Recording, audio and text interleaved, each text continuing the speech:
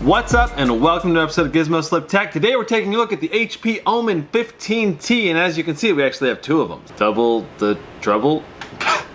So the HP Omen 15T is one of the most configurable laptops on the market. You can get it for as low as $900 or pay well over $4,000 if you go for an RTX 2080 Supermax Q. The configuration that I am reviewing here has an i7-10750H with an RTX 2060 Max Q. It has a 256 gig SSD and a 1 terabyte HDD. Now these laptops were sent to me courtesy of Z-Tech PC. This is not a sponsored video in any way, and they do not have any control over my content, so I'm giving my honest opinion here. And the reason I have two of them with me here today is that this one was repasted with liquid metal by Z-Tech PC technicians to see if it makes any difference on this particular laptop model. Now before we get started in this review, I just want to say thank you so much to all the people that are subscribing. It is my dream to be a full-time tech reviewer, meaning that I make my primary income from reviewing technology and especially gaming laptops because that's where my passion is. Let's start off by looking at the 3D Mark Time Spy graphics. You can see that we score about 6,300 points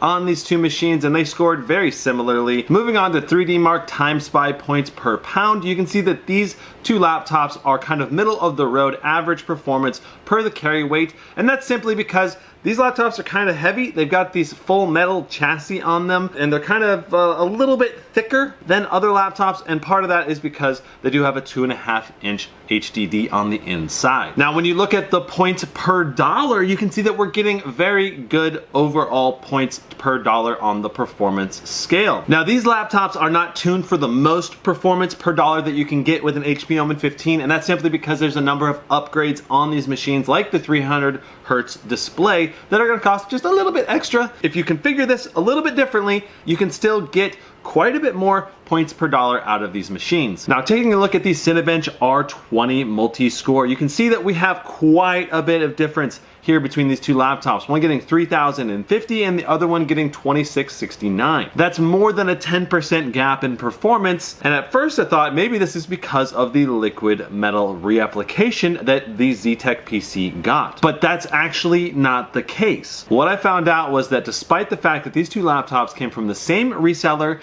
they had differently hard-coded power limits. So the Z-Tech PC over here has a 70 watt power limit, and the stock non-repasted had a 45 watt power limit, and I was incredibly confused as to why. Now I tried to undervolt these laptops and I was not able to do that because HP has locked the core voltages on these laptops, and beyond that they've also hard locked the power limits. To the best of my ability, I cannot change it with Intel XDU. I updated the BIOS on both of these machines. I updated the HP Command Center. They're running the same sets of drivers. I tried using throttle stop. No matter what I did, I could not change these power limits to match. Now the good news is that when you're doing a dual stress load where you're running the GPU and CPU in my stress test, the power limits on these machines were essentially functionally identical. So what that tells me is that HP probably has some quality control issues, because at this point, me being a reviewer, I don't even know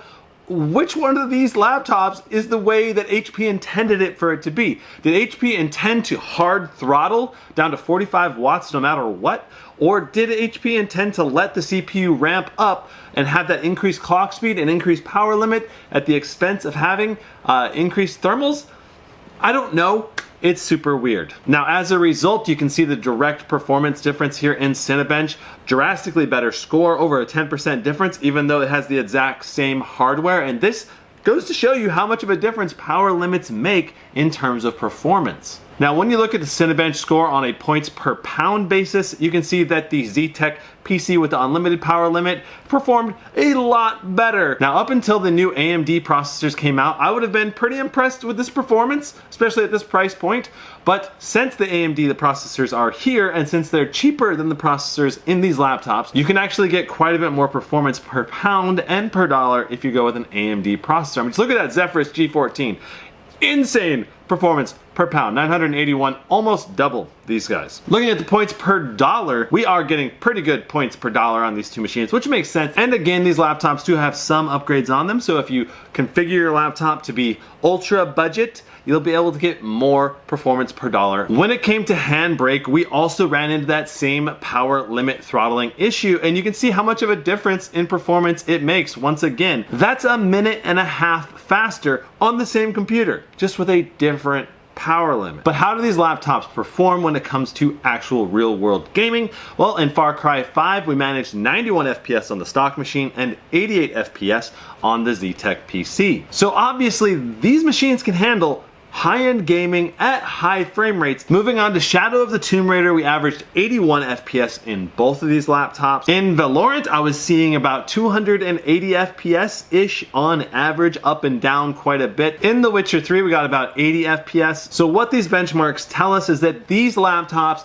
can freaking game, okay? This is 1080p resolution. The RTX 2060 is great at that resolution, and you can get some really, really good performance. And keep in mind, these are ultra settings. These are like as high settings as you can go, and you're still getting like 80, 90 FPS. That's super smooth gameplay. Now, there is gonna be some titles out there that will tax these, and you'll probably have to turn the settings down a little bit. The main title I can think off the top of my head would be Red Dead Redemption 2, and then also Battlefield 5. If you're going to try to play competitively, you'll probably want to try to reduce the settings to get as many frames per second as you can. So I did stress test both of these machines at the same time, at the exact same moment, so we can have good comparable performance metrics to look at here. When it comes to fan noise, these laptops are not bad. At 51 decibels at max fan, that's pretty reasonable. And if you want a game with very minimal noise, you can just turn off max fan. You'll want to put it on probably default, and then you're going to expect about 44 decibels or so, which is fairly quiet. Taking a look at the GPU temperatures, you can see that the comfort mode is the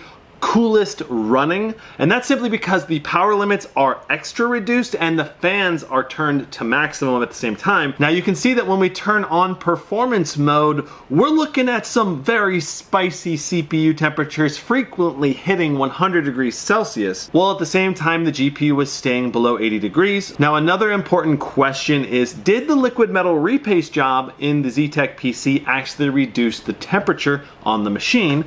And the answer is kinda. We had 1 to 2 degrees lower in a lot of the tests, but that's such a small difference. On this particular laptop, I think that goes to show that the thermal limit isn't the CPU and GPU paste, it's actually the heat sinks and the fan's ability to dissipate heat. Now, when it comes to the actual CPU and GPU performance, we were seeing slightly better GPU performance in the stock PC, and we were seeing slightly better CPU performance in the ZTech PC, which I believe this variance is primarily due to the silicon lottery, meaning that each laptop gets varying degrees of quality of chips in the CPU and the GPU department, and I believe that accounts for the main variation in performance between these two machines. Now, when it comes to speaker loudness, we were only getting 80 decibels, and the speakers don't sound particularly great.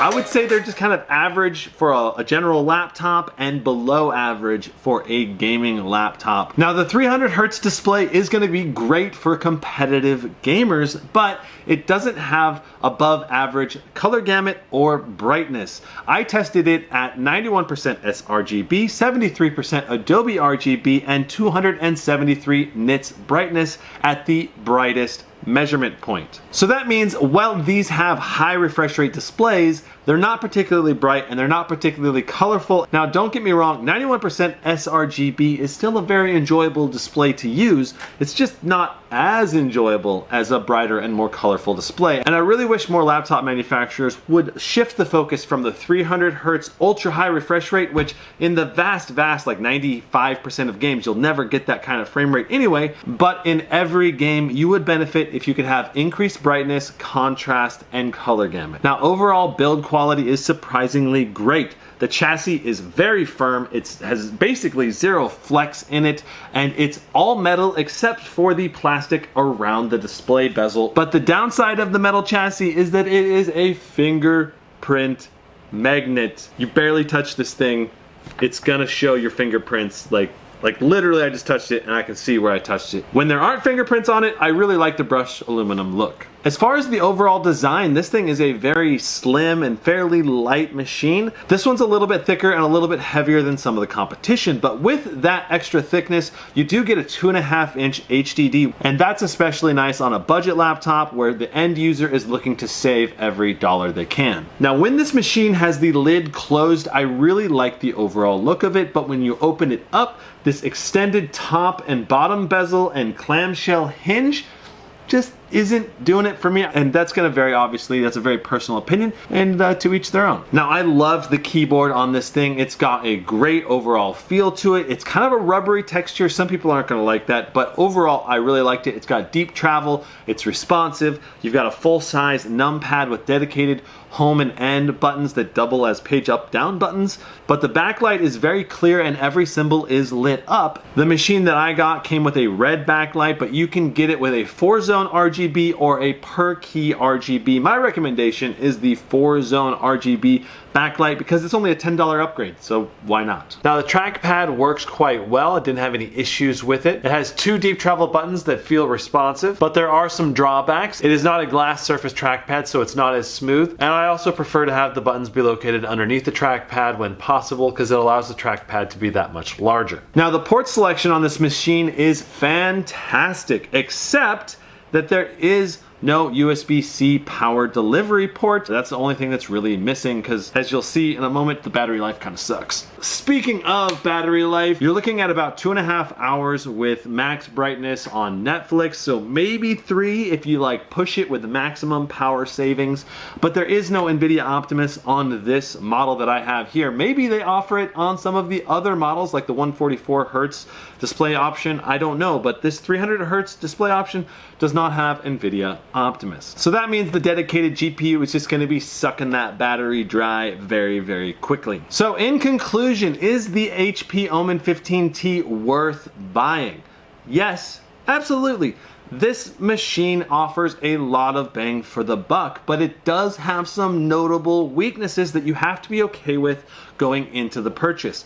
You have weak battery life on this 300 Hertz display model. You might be able to alleviate that problem if you get a different configuration. Another clear weak point is the speakers, and the last major weakness I'll say is that we are running some very hot temperatures when you're in performance mode, but that can be alleviated if you set it to the default or comfort mode, but the downside is you're going to have reduced power limits and slightly reduced performance as a result. Overall, the HP Omen 15T offers a lot of performance for the money, but there are a lot of really good options around this price point. For example, the HP Omen 15Z offers the 8-core Ryzen 7nm CPU and the GTX 1660 Ti, which gives very similar performance and costs quite a bit less. And I think you're going to get better battery life on that model as well. So I mean, if I was spending my money, I'd probably lean towards that HP Omen 15Z, and I think you'll probably be a little bit happier. Other great laptops to consider in this price point would be the Zephyrus G14, the Acer Predator Helios 300, and the Legion laptop lineup like the 5i and the 7i. Those are also some great options around this price point. That's it for my review of the HP Omen 15T. I hope it was helpful and I hope you guys enjoyed the ride. I will see you in the next one. Brandon out. Wow.